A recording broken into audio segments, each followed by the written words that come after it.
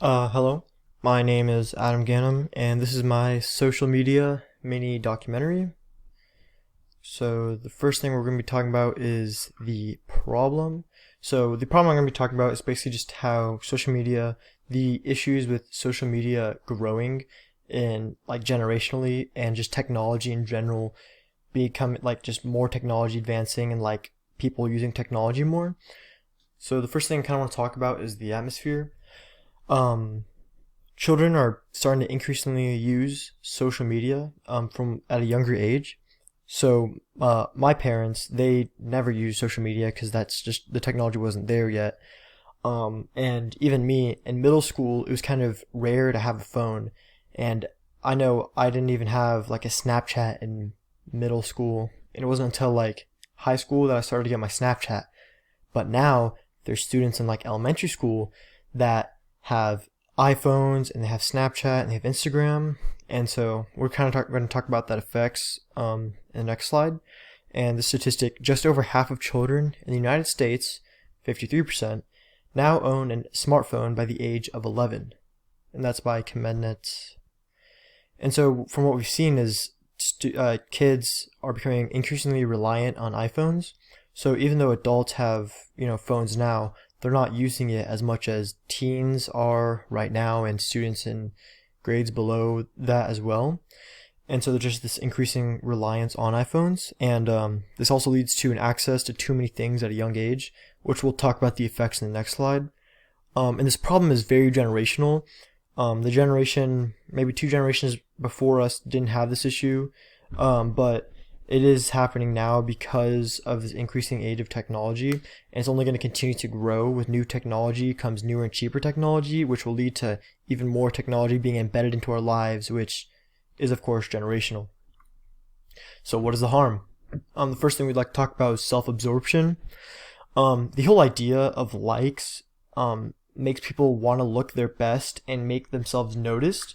Even the Instagram creator, he talks about how he didn't realize what creating likes would do and has now taken away. He still, Instagram still has likes, but it doesn't show your likes to other people so that people don't get self-conscious about this. And on top of that, we have Photoshop now. We see a lot of people with their iPhones being able to Photoshop pictures of themselves to make themselves look better, which really creates this like whole idea of self-absorption by and like image, which is really bad for students because it makes them like want to change things about themselves to make themselves look better, which isn't realistic. And this is exactly what these influencers do. These influencers that use Photoshop and such and don't actually display natural beauty, it creates a problem where kids think that they need to change something about themselves to make themselves look better on the internet, which is just a really bad idea to spread. Furthermore, cyberbullying, it's because there's a safety of being behind a screen. It's very easy for people to cyberbully people, and this leads to many things such as like obviously people have, it's eventually can lead to like suicide, depression, anxiety, and like the net consequences like aren't really there. It's kind of hard to, because like if someone's like berating you through messages, it's really hard for you to like, it's hard for you to gain the courage to show someone that. So a lot of people think that there's not really any consequences to like saying evil and bad things to people through text. And next is anxiety, which kind of leads back to both self-absorption and cyberbullying. Really, from what we've seen is adolescents who use social media more than 3 hours per day may be at a heightened risk of mental health problems, particularly internalizing problems. So it basically just shows that like people who are more likely to use social media and their technology more are more likely to develop internalized problems. This includes anxiety and depression and other things of those sorts, and that's just really bad on mental health in total.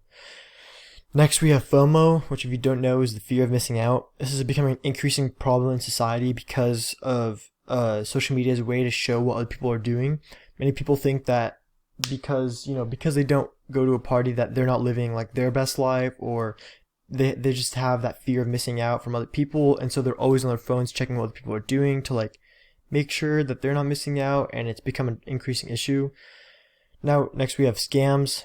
obviously with technology, there's been a lot of new ways for people to scam people, such as take their credit card information very easily, especially with kids that are in elementary school. They don't exactly understand how those things work, so it's very hard and it's very easy to accidentally give those things up. Next, we have jobs. So interestingly enough, with the arrival of technology, has created certain jobs to come run out of business. For example, taxi drivers. So the taxi driver registrations, they actually used to be worth about $200 to $250,000 because they're very rare and like not many people can have them, and you can make a lot of money using those. But with the arrival of Uber, they have dropped to around $50,000, and people still aren't buying them just because of the increasing accessibility to Uber and because of the amount of money you get from Uber. It's also a lot easier to scam people through taxis, so that's why a lot of people are moving to Uber. Also, there's becoming an increasingly like blur of work versus what's not work. For example, there was a soccer player that tweeted something somewhat homophobic, and so they suspended him from the team. But he argued that it was his religious right because of what his religion believes, as obviously like gay marriage. It's something about gay marriage, and so he believed that it was fine. He tweeted that because it had to do with religion. So again, there's this increasingly blurring line of what's work and what's not, and what can be like work and what isn't. And now we have, of course, accessibility. A lot of kids and teens are being able to access things that they really shouldn't be able to, that can become increasingly bad, such as like ways to buy like illicit drugs and like just different things that aren't healthy and can harm them in many different ways. So the solution. There's a few solutions that the main solution we're going to talk about is age restriction enforcement. So this basically means that we're going to start enforcing age restrictions on apps, on social media, shopping apps, messaging apps, and certain websites. So this way, people that are under the age of 21 can't access sites to buy alcohol or vapes or like other things like that, and also access sites for things that they shouldn't be. The problem right now with social media is that the age restriction isn't really being addressed at all. Like the age restriction is not enforced whatsoever. But the problem with this is that there's no really a way to create age restrictions without providing some sort of identification card. So like with your phone. So it's not really viable. People under the age don't have ways to show that they're underage. If you're under 18, if you don't have a driver license or a permit, then you don't have a way to show that you are whatever age you are, except for maybe your passport or like your birth certificate, but that's kind of extreme. And it also restricts freedom for some people. Some people may believe that if they want to access whatever, they should be able to access it. Yeah, it's not a very viable way to solve it, but it's something that we need to explore. Also, with government intervention on apps creates a new idea that many people will be against. Just the idea that governments regulate what's on app, or people being on apps and not, is kind of iffy, because a lot of people believe that the internet should kind of be like a free place to post whatever you want, rather than the government like restrict what should be on there. And so finally we have adapt.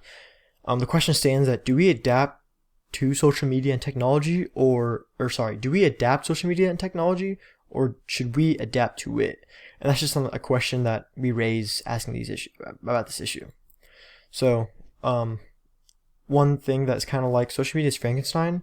We've basically created something that we had never anticipated, and we don't really know if it's a monster yet, or if this creation is good or bad, and thus we just need to be wary and make sure we keep it under control.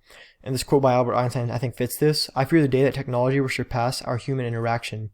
The world will have a generation of idiots. I just think it fits the idea of social media pretty well. Just the passing of information and such. So this is a story about a Houston influencer that was found dead on the side of the street, and this is kind of like a morbid subject, but basically this influencer sold beauty products that didn't work and worsened the condition of hair for profit, and she was found dead on the side of the road. And there's many theories that she was murdered because of the falsified beauty care results that actually led to worse results. So someone believes, or many people are speculating, and this is also with police officers are speculating that someone killed her because they used her beauty products and they actually led to worse results. And this kind of shows how like falsified information and like how accessing all these different modems of information can be a bad thing, because it can lead to false false advertisements and like false news stories and such. I think it's something that we need to keep accountable for the future if we're going to change social media and if social media continues to grow. And finally, we're going to talk about the ethics. I think traditional ethics is very relevant to the new world of big tech. One thing we need to talk about is privacy. So social media breaks a lot of privacy walls, and I don't think anyone anticipated how much it would actually do that. So it's just something that really needs to be considered moving forward, especially with government policies and new apps like Snapchat and like Instagram.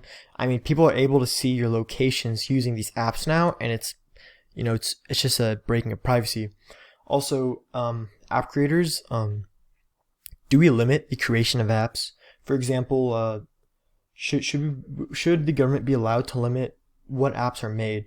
I mean, when we look at Instagram, it doesn't seem that harmful, but when you look at the idea of likes, it's very harmful to the mind and the mindset. So it's very hard when you have this much creativity and like this much freedom to make whatever app you like. It's very hard to really know how the app will affect people. For another example would be Flappy Bird. I mean, people were breaking their phones because of this app, but it was just a game, you know. And next we have security versus freedom.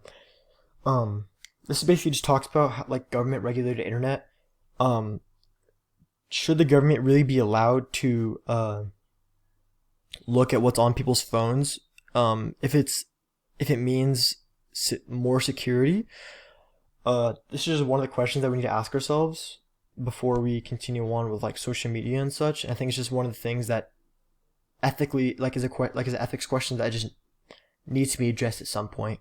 And finally, this quote is, social media gave everyone a voice. On the other hand, it also gave everyone a voice. I think it just kind of shows how so it seems great that people are able to voice their opinions on social media, but at the same time, people can voice,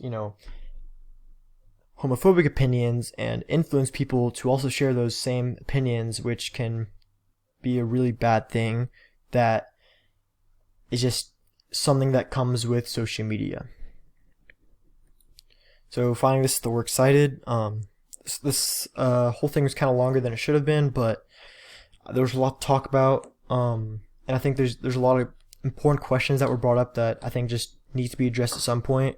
These are all 5 sources that I used throughout the slides. And thank you again for tuning in.